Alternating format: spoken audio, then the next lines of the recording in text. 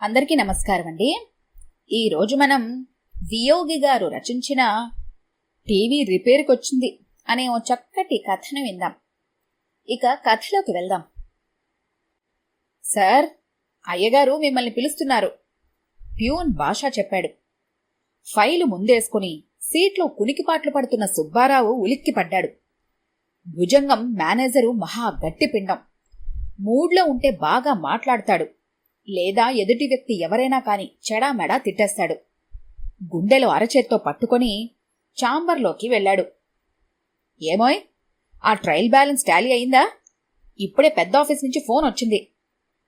లేదు సార్ అంటూ నాంచాడు. వాట్, ఇంకా కాలేదా? ఇవాళ తేదీ అంతా? మొన్ననే మనం పంపించాల్సింది, ఇంత లేటా అంటూ గయ్యమని లేచాడు. సారీ సార్, టాలీ కావటం లేదు, అందుకే. నోనోనోనో, నిన్న ఇదే మాట అన్నావు. టాలీ అయ్యేదాకా ఆఫీస్లో ఉండి పూర్తి చేయమన్నాను. ఇంట్లో చేస్తానని తీసుకుపోతానన్నావు. ఏమైంది? కొరకొరా చూస్తూ అడిగాడు. సుబ్బారావు గతుక్కుమన్నాడు. నిజంగానే ఇంట్లో చేసి తెద్దామని తీసుకెళ్లాడు. తీరా ఇంటికెళ్లేసరికి కేబుల్లో మంచి సినిమాలు వేశాడు. ముందు స్టార్ మూవీస్లో మంచి హారర్ సినిమా, ఈటీవీలో తర్వాత మంచి సెంటిమెంట్ సినిమా, ఆ తర్వాత జెమినీలో సస్పెన్స్ సినిమా. వెరసి రాత్రి 1 గంట దాటింది. కాని ఒక్క అక్షరం ముక్క ముందుకు పోలేదు పెన్ను. పేరుకు ట్రయల్ బ్యాలెన్స్ ముందేసుకుని కూర్చున్నా మనసంతా టీవీ మీదే ఉంది. కాబట్టి పని చేయలేకపోయాడు. ట్రై చేశాను సార్, కానీ అది టాలీ కాలేదు. ఇప్పుడు చూస్తాను సార్ చెప్పాడు. ఇదే లాస్ట్ వార్నింగ్.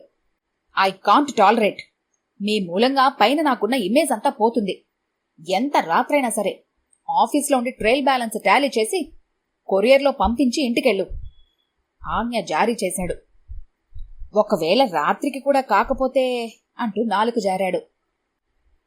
తెల్లవార్లు మేలుకొని పూర్తి చేసి నువ్వన్నా బస్సులో పోయి హెడ్ ఆఫీస్లో ఇచ్చిరా, లేకపోతే భాషా కన్నా ఇచ్చి పంపు. సంతకాలు కావాలంటే ముందే తీసుకో విసుగ్గా చెప్పాడు. అమ్మయ్యా, బ్రతికాను అనుకుంటూ వచ్చి సీట్లో కూలబడ్డాడు. కొన్ని జతల కళ్ళు అతన్ని గమనిస్తున్నాయి. మొహానికి పట్టిన చెమట తుడుచుకోవటం, నిట్టూర్పులు వినటం వగైరాలు. చిచి, వెదవ బ్రతుకు అనుకుంటూ మళ్లీ ట్రయల్ బ్యాలెన్స్ ముందేసుకున్నాడు. కాని మత్తుగా ఉంది. ఆ సినిమాలు చూడటంతో రాత్రి సరిగా నిద్ర పట్టలేదు. నిద్ర ముంచుకొస్తుంది. బాత్రూంలోకెళ్లి మొహం కడుక్కొని కూర్చున్నాడు. అట్లానే కునికిపాట్లు పడుతూ ఎలాగైతేనే సాయంత్రం 7 కల్లా ట్రయల్ బ్యాలెన్స్ తయారు చేసి కొరియర్లో పంపించేశాడు. కాళ్ళీడ్చుకుంటూ ఇంటికొచ్చేసరికి శ్రీమతి చుర్రుబుర్రులాడుతుంది. ఇప్పుడా రావటం? ఇల్లు గుర్తుందా? ఏమైందిప్పుడు? ఆఫీస్లో పని ఉండి లేట్ అయింది. సంజాయిషి ఇచ్చాడు. మామూలేగా మీకు. మీ ఆఫీసు మీ సుఖం తప్పించి ఇల్లు ఎప్పుడు పట్టించుకున్నారు కనుక. రాగాలు తీసింది కాత్యాయిని. ఇప్పుడేం కొంపలంటుకున్నాయి? కార్గిల్ యుద్ధం ఇటేవన్నా వచ్చిందా? కోపంగా అన్నాడు. అంతా అయింది, టీవీ పాడైపోయింది అంటూ మూతి విరిచింది. సుబ్బారావు గుండె గుభేలు మంది. 15,000 పోసి కలర్ టీవీ కొని సంవత్సరం కూడా కాలేదు, అప్పుడే పాడైపోయిందట. ఆత్రంగా లోపలికొచ్చి ప్లగ్లో వైర్ పెట్టి స్విచ్ ఆన్ చేసి అది ఇది నొక్కేశాడు. ఎంత ప్రయత్నించినా నిమ్మకు నీరెత్తినట్టు కూర్చుంది కాని ఒక్క మాట పలుకు లేదు, దృశ్యమూ లేదు. అయ్యో అయ్యో, ఏమైందే? బుజ్జిగాడేమన్నా చేశాడా? లేదండి, సినిమా చూస్తుంటే ఉన్నట్టుండి ఆగిపోయింది. స్ట్రైకా? ఆశ్చర్యంగా అడిగాడు. మరి ముందు మెకానిక్ని పట్టుకురండి అంటూ హుకుం జారీ చేసింది. సుబ్బారావు ఆగ మేఘాల మీద షాపుకెళ్లి చెప్పి మెకానిక్ని ఇంటికి రమ్మని పిలిచాడు. లేదు సార్, సెట్టునే ఇక్కడికి తీసుకురండి, నేను చాలా బిజీ అన్నాడు. కుయ్యో మొర్రో అనుకుంటూ ఇంటికొచ్చి రిక్షా వేసుకుని టీవీని షాపుకి తీసుకెళ్లాడు. అప్పటికీ 9 అయింది. ఇంత లేటుగా వస్తే ఎలా సార్, రేపు రండి అంటూ చెప్పాడు వాడు. బాబు, టీవీ ప్రాణులం, టీవీ లేకుండా 1 గంట కూడా ఉండలేము. ఇంట్లో 3వ ప్రపంచ యుద్ధం మొదలవుతుంది. ఎలాగో చూసి బాగు చేయి నాయనా, నీ శ్రమ ఉంచుకోను అంటూ చెప్పాడు. వాడు దేశాన్ని ఉద్ధరించేంత వీరఫోజు పెట్టి సెట్ ఓపెన్ చేసి అటు ఇటు కెలికాడు. ఓ 10 నిమిషాలు కుస్తీ పట్టాడు. లాభం లేదు సార్, డీటెయిల్డ్గా చూడాలి. ఏదో మేజర్ డిఫెక్ట్లా ఉంది. రేపు సాయంత్రానికి రండి, ఇచ్చేస్తాను. ఇంక బయటికి నడవమన్నట్లుగా లేచాడు. చేసేదేమీ లేక సుబ్బారావు కాళ్ళు ఈడ్చుకుంటూ ఇల్లు చేరాడు. ఆ రాత్రి భారంగా గడిచిపోయింది. ఏ ఛానల్లో ఏ సినిమా వస్తుందో తలుచుకుంటూ అది ఎంత బావుంటుందో ఊహించుకుంటూ నిద్రపోయారు. కమ్మగా నిద్ర పట్టింది. ఉదయం హుషారుగా లేచాడు. ఏంటండి, ఇవాళ చాలా హుషారుగా ఉన్నారు? టైపిస్ట్ అరుంధతి అడిగింది.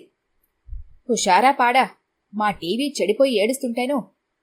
కాని మళ్లీ అదే మాట భుజంగం నోటి నుంచి వచ్చింది. సుబ్బారావు, నువ్వు మంచి వర్కర్ ఓయ్. హెడ్ ఆఫీస్ వాళ్ళు ఫోన్ చేశారు. వాళ్లకు ట్రయల్ బ్యాలెన్స్ అందిందట. మేనేజర్ చాలా సంతోషపడ్డాడు. ఇవాళున్నట్లు హుషారుగా రోజు ఉంటే ఇలా వర్క్ పెండింగ్ పడదు కదా. ఆఫీస్ అయిపోయి ఇంటికి రాగానే కాత్యాయని ఎదురు రాలేదు.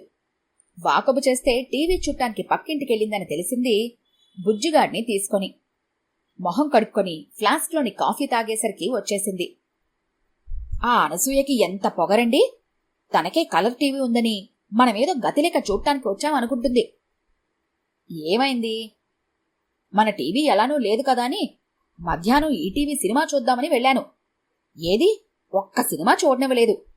రిమోట్ ఉంది కదా అని మోటుగా ఛానల్స్ మార్చేస్తుంది. ఏ, ఆ సినిమాలు చూడకపోతే చస్తామా? అయినా అన్నీ చూసినవే కదా. ఇంక దానింటికి వెళ్ళను, కాత్యాయని డిక్లేర్ చేసింది. మళ్లీ మెకానిక్ దగ్గరికి వెళ్లమని తరిమింది. సారీ సార్, ఫలానాది కాలిపోయింది. అది కంపెనీలోనే దొరుకుతుంది. వారంటీ పీరియడ్లో ఉంది కాబట్టి మీ టీవీని కంపెనీకి పంపిస్తాము. వాళ్లే రిపేర్ చేసి పంపిస్తారు. చావు కబురు చల్లగా చెప్పాడు మెకానిక్కు. సుబ్బారావు ఎన్ని క్రాస్ క్వశ్చన్లు వేసినా లాభం లేకపోయింది. కాళ్ళీడ్చుకుంటూ ఇంటికొచ్చాడు. టీవీ వస్తుందని ఎదురుచూసిన కాత్యాయిని భోరుమంది. టైం ఎలా గడుస్తుందండి అంటూ కన్నీళ్లు పెట్టుకుంది. సుబ్బారావు ఆమెని ఓదార్చి షికార్కని చెప్పి సాయిబాబు గుడికి తీసుకెళ్లాడు. రోజులు గడుస్తున్న కొద్దీ భారంగా ఇప్పుడిప్పుడే టీవీ లేని తనానికి అలవాటు పడుతున్నారు. ఆ టీవీ చూసే టైమును వేరే పనులకు మళ్లించారు. సుబ్బారావైతే ఆఫీసులో వర్క్ పెండింగ్ ఉంటే తెచ్చి చేసుకుంటున్నాడు. టంచనగా రాత్రి 11 కల్లా నిద్రపోగలుగుతున్నారు. ఆఫీసులో కునికిపాట్లు తగ్గాయి. కళ్ళు మంటలు కూడా రావటం లేదు. బుజ్జిగాడు కూడా హోంవర్క్ బాగా చేసుకుంటున్నాడు. పక్కింటి పిన్నిగారు కాని స్నేహితురాళ్లు గాని వచ్చి ఫలానా సినిమా ఫలానా ఛానల్లో వస్తుందని రమ్మని పిలిస్తే, ఓహో ఆ సినిమానా, నేను దాన్ని ఎప్పుడూ చూసేశాను, నాకు కథంతా గుర్తుంది, ఇంక కొత్తగా చూసేదేముంది అని చెప్పేసి స్థాయికి ఎదిగిపోయింది కాత్యాయిని. ఈవినింగ్ వాక్లా అలా జంటగా కాని సింగిల్గా కాని మెకానిక్ దగ్గరికి వెళ్లటం, తన టీవీ ఏమైందని అడగటం చేస్తూ ఉంటాడు సుబ్బారావు. అలా చేయడంతో ఆ మెకానిక్ విసుక్కుంటాడు, జాలి పడతాడు, నవ్వుతాడు. కాని సుబ్బారావు నడకలో సుఖం, సాయంత్రాలు చల్లగా బజార్లో తిరగడంలోని మాజా తెలిసొచ్చాయి. కేబుల్ టీవీలో లేనమైపోయిన వాళ్లకు బాహ్య ప్రపంచంలోని అందాలు తెలిసాయి. ఎన్నాళ్లగానో పెండింగ్లో పెట్టిన పనులు భార్యాభర్తలు చకచకా చేసుకోగలుగుతున్నారు. ముఖ్యంగా దాంపత్యం బావుంది. అప్పుడు అర్ధరాత్రులు మేల్కొని నిద్రపోగొట్టుకొని సుఖం కోసం మొహం వాచిపోయిన వాళ్లకు వేళకు మంచం మీదకు చేరటంలోని ఆనందం తెలిసొచ్చింది. ఓ రోజు మెకానిక్ చెప్పాడు, సార్, కంపెనీ నుంచి కబరొచ్చింది. మీ టీవీని లారీలో పంపిస్తున్నారట. అయ్యో అంటూ బాధపడ్డాడు సుబ్బారావు. విచిత్రంగా చూశాడు మెకానిక్. నిజం. టీవీ వలన నేను ఏం పోగొట్టుకున్నానో నాకు అర్థమైంది. ఉదయం నిద్రలేచినప్పటి నుంచి పడుకునేదాకా మన టైం మన చేతిలో ఉండేది కాదు. కేబుల్ వాడి చేతిలో కీలుబొమ్మలైపోయాం. కాని ఇప్పుడు నా టైంని నేను ప్లాన్ చేసుకుని ఆనందంగా ఉన్నాను. నాకు కావాల్సినంత కాలం కలిసొచ్చింది. సుబ్బారావుకి జ్ఞానోదయమై చెప్పాడు. మన టీవీ రిపేర్ అయిపోయిందంట, రేపొస్తుందంట అంటూ చెప్పాడు సుబ్బారావు ఎదురొచ్చిన కాత్యాయినికి. అతను ఆశించినట్లు ఆమె సంతోషించలేదు. మూతి విరిచింది. అయ్యో, 2 నెలలకే రిపేర్ అయిపోయిందా? అదేంటే, టీవీ లేదని నువ్వేగా అంటుంది. నీ బాధపడలేకే కదా అంత డబ్బు తగలేసింది.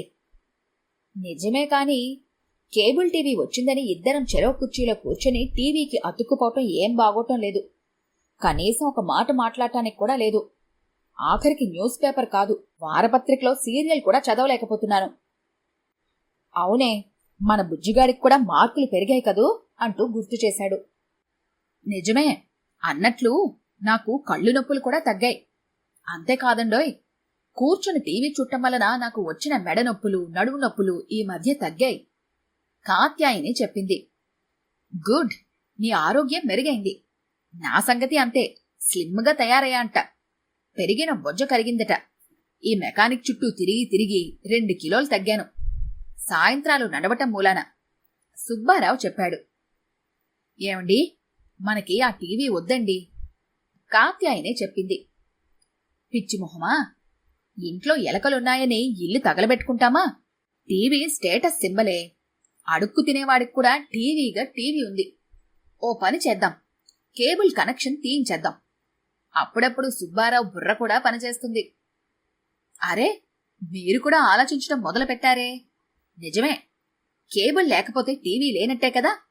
దూరదర్శన్ వారి పుణ్యం కొద్దీ మామూలు టీవీలో ఏ కార్యక్రమం చూడలేం కాబట్టి వెంటనే టీవీని కట్టేస్తాం. ఒక్క వార్తలు మాత్రం చూస్తాం, కాత్యాయని చెప్పింది సంబరంగా. యాంకర్ల వెర్రి నవ్వులు, వెధవ జోకులు వినక్కర్లేదు. ఇక కాలం మన సొంతం అంటూ సుబ్బారావు ఆనందంగా చెప్పాడు. ఈ కథ కనుక మీకు నచ్చినట్లయితే లైక్ చేయండి, షేర్ చేయండి. మరిన్ని ఇంట్రెస్టింగ్ కథల కోసం మా ఛానల్ని తప్పకుండా సబ్స్క్రైబ్ చేసుకోండి.